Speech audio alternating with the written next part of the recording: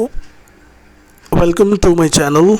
Today we going to start sexual reproduction in flowering plant chapter.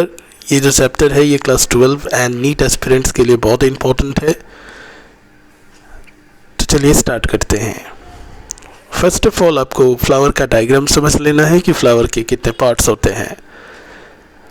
Flower का जो सबसे निचला हिस्सा होता है जिसके ऊपर सारे फ्लोरल मेंबर्स प्रेजेंट रहते हैं उसको हम लोग कहते हैं थैलेमस। ठीक है, यानी फ्लावर का ये हिस्सा हो गया थैलेमस।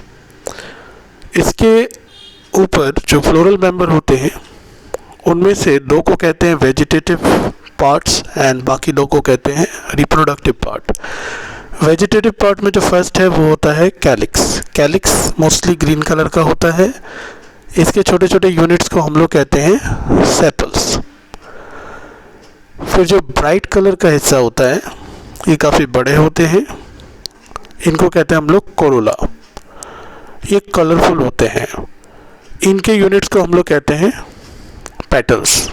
ठीक है, ये दो हो गए वेजिटेटिव पार्ट। अब रिप्रोडक्टिव पार्ट की बात कर लेते हैं। रिप्रोडक्टिव पार्ट में सबसे पहले आता है स्टेमन। स्टेमन ये रहा, ये सारे स्टेमन हैं।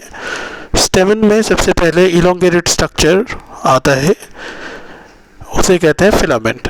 फिर ऊपर एक ग्लोब्यूलर स्ट्रक्चर, लोब जैसा एक स्ट्रक्चर दिखाई देता है जिसे हम लोग कहते हैं एंथर। अब फीमेल रिप्रोडक्टिव पार्ट की बात करते हैं। इसको कहते हैं हम लोग गाइनोशियम। गाइनोशियम के यूनिट को कहते हैं कार्पल या पिस्टिल। जिस तरह से हमने मेल रिप्रोडक्टिव स्ट्रक्चर देखा उसको कहते हैं एंड्रोशियम, उसके यूनिट को कहते थे स्टेमन।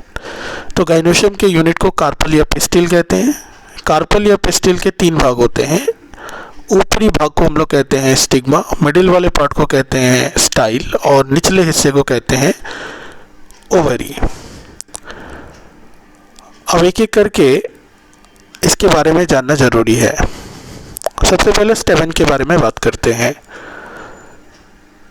स्टेमन जैसे कि मैंने बताया कि यह एक इलोंगेटेड स्ट्रक्चर और एक ग्लोब्यूलर स्ट्रक्चर से मिलकर बना हुआ है।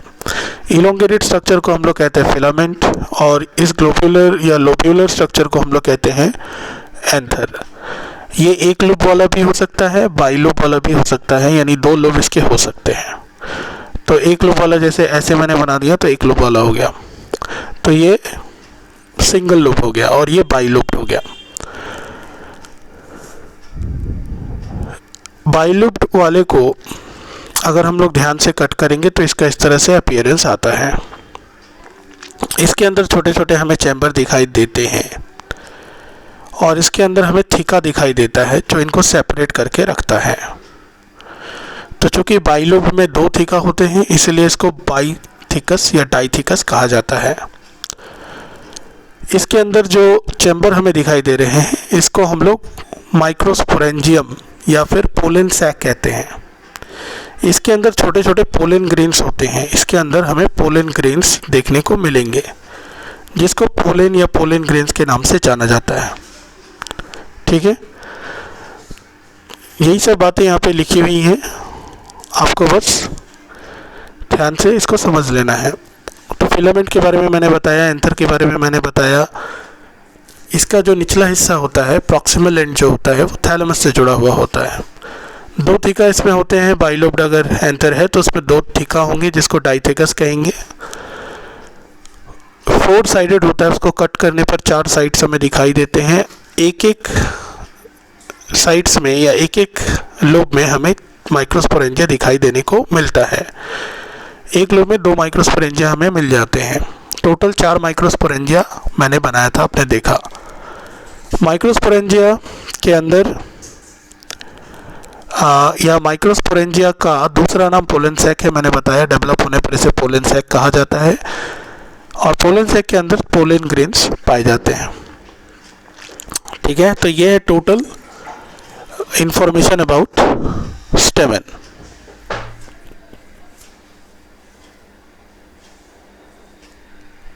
अब ये जो स्ट्रक्चर ऑफ माइक्रोस्पोरेंजियम है ये दिखता कैसा है। तो ट्रांसवर्स सेक्शन में मैंने बताया कि कैसा दिखाई देगा, ये इस तरह से दिखाई देता है।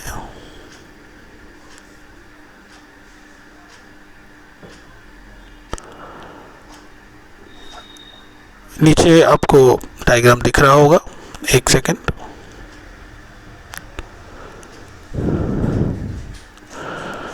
तो जैसे कि मैंने बताया, अगर इसको कट करते हैं बाइलोब डेंचर को, तो इस तरह से एक अपीयरेंस बन जाता है। ये ट्रांसवर्स सेक्शन में हमें दिखाई देते हैं, ठीक है।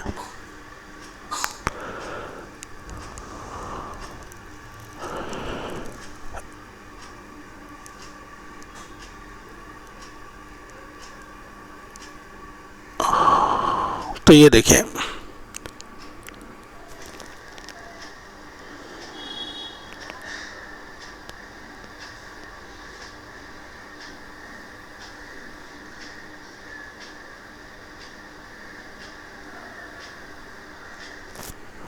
इस तरह से आपको ये स्ट्रक्चर दिख रहा होगा। ओके, सो